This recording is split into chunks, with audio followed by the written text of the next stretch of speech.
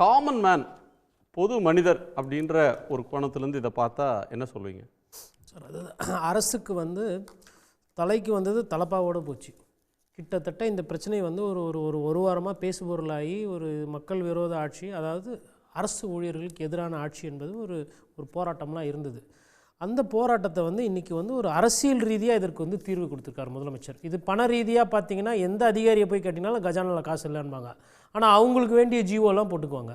அப்போ இதை நான் என்ன பார்க்குறேன்னா, ஒரு ஒரு ஒரு 10 லட்சம் பேர் இதனால் பெனிஃபிட் ஆகுறாங்கன்னா, அரசு கஜானாலேருந்து பணம் போனாலும் இந்த 10 லட்சம் பேர் அது பயனாளிகள் இருக்கிறாங்க அரசு ஊழியர்கள்னால் ஒரு வாதத்துக்கு அவங்க சார் சொன்ன மாதிரி வயது முதிர்வை நோக்கி போகிற காலத்தில் அந்த பணத்தை அவங்க செலவு பண்ண போகிறாங்க.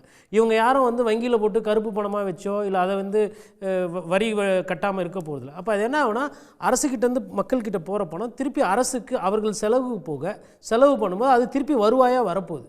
அப்போ இது ஒரு தொடர்ச்சங்கிலி. இதை இன்னும் கொஞ்சம் முன்னாடியே பண்ணியிருக்கணும். அதை தாண்டி அவங்க சொல்கிற அந்த வார்த்தை, எங்களோட போராட்டத்தின் மூலமாக நாங்கள் எங்களோட அந்த ஒரு நம்பிக்கையை பெற்றிருக்கோம், எங்களோட அடையாளத்தை அளந்திருக்கோம். அதாவது சம ஊதியம் சம சம்பளம். ஏறத்தாழ 22 ஆண்டு காலமாக இது இல்லை. ஆமாம், 2003 ரத்து. ஜாக்டோ ஜியோன்னு ஆரம்பித்து 10 வருஷம், அது 9 ஆண்டு நிறைவு. போராட்டம், உக்கிரமான போராட்டம்ன்றது 10 ஆண்டு காலம். எடப்பாடி பழனிசாமி அவர்களுடைய ஆட்சி காலத்திலே இது போராட்டம் நடந்தது. அப்போதும் கடுமையான ஒடுக்குமுறை ஏவப்பட்டதாக இன்றைக்கி சிபிஎம் சண்முகம் அவர்கள் கூட அதை நினைவு கூர்ந்திருக்கிறார்.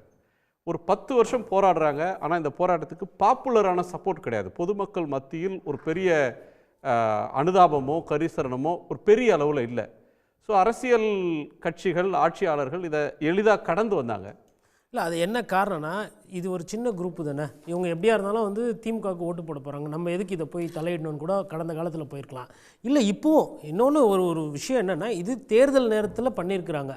இது கண்டிப்பாக தேர்தலில் எதிரொலிக்கும். அதாவது ஒரு திமுகக்கு இருக்கக்கூடிய சிக்கல் என்னென்னா, 40% வாக்குகள் அவங்க வச்சுருக்காங்க. அந்த வாக்குகளை அவங்க காப்பாற்றணும். இன்னொன்று, இந்த அரசு ஊழியர்கள் கடந்த தேர்தலில் நம்பி ஓட்டு போட்டாங்க.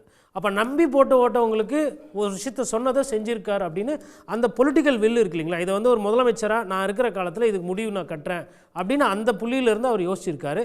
அது முதல்ல வாழ்த்துக்கள். இன்னொன்று, சார் சொல்லும்போது சொன்னார், நார்வே, ஸ்வீடன், டென்மார்க்கோட கம்பேர் பண்ணி பேசினார், எப்படி ஒரு வெல்ஃபேர் ஸ்டார்ட் ஆகணும்னு.